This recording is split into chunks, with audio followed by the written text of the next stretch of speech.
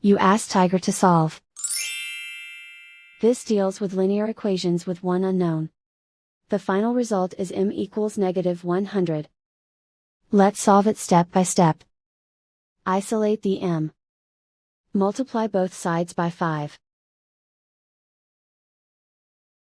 Group like terms. Multiply the coefficients.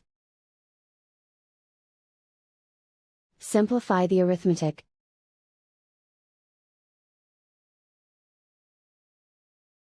Convert the m into a positive number. Multiply both sides by -1.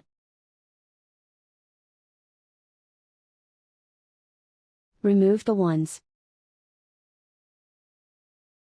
Simplify the arithmetic.